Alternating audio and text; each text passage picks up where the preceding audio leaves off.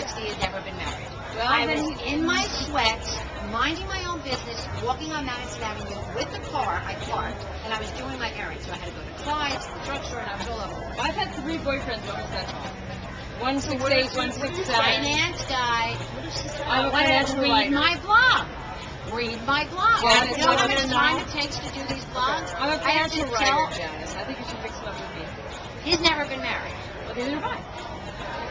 Doesn't mean it's a good match, but he just hired me.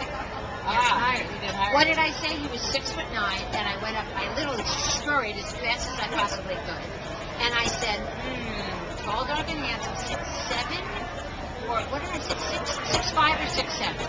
And he said, "No." I said 6'7", and he said, "No, you're close, 6'9". And it's like, where is this woman coming from? I mean, he's looking at me like, "Where are you? Who are you?" And then I said, "So did you play hoops?" And he said, "Yes, when I lived in Europe."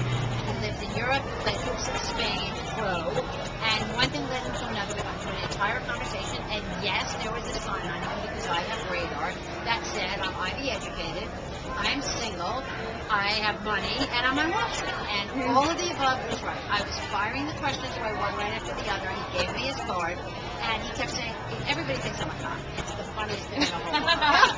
I picked up a guy in King Cullen last Sunday. I'm lying to the cleaners. And he had the nastiest look on his face. He was so good looking. It was scary. And he had a basket full of shirts. And I said to him, "What's the process? You do not look like a happy camper."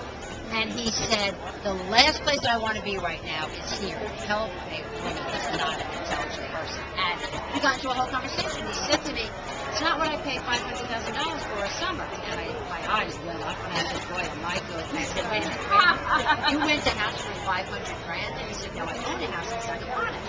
And I said, "Okay." And I said, "Why are you in King Cullen on Sunday? Why isn't your wife here?" Which was my way of saying, I didn't have a wedding that night, but I wasn't going to say, "Are you single?" because that was a stupid question. Yeah. So I said, "Why are you food shopping and not your wife?" And he said, "She's smarter than I am." And I said, "Okay, he's married." And then I said, "How many kids do you have?" And he said, 4. And then I said, "Where do you live?" And in the city? And he said, "What are you, a cop?" And I said, "No, just answer the questions. You're doing really well. Just answer the following question."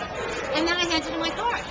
And some of the best guys that I get are from married men.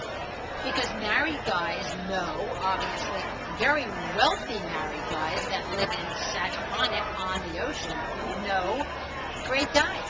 So it's not about where to meet a successful man over 40. It's about they're all over the place. Just open up your eyes and look for them. And then be smart enough to be able to say something that's funny. I mean, I have a very quick sense of humor. Yeah. Very quick. I mean, it just comes to me 1, 2, 3. So you have to be funny. I mean, you have to use humor. So let me tell you something. Even if you're, and he did not want to talk to me. This poor guy, Lawrence, I was interrogating him, and he had a look on his face like, "Okay, enough. And he was like gritting his teeth, and as soon as I handed him my card, he started laughing. And, you know, it's just, he would never be rude to me because he was brought up as a gentleman. So he knew I was married. He saw my wedding band, so he knew I wasn't hitting on him. He had no idea what I was doing, other than being rambunctiously friendly and interrogating me. You know, it's not where to meet them. It's just when you see them, what to say. It's not right.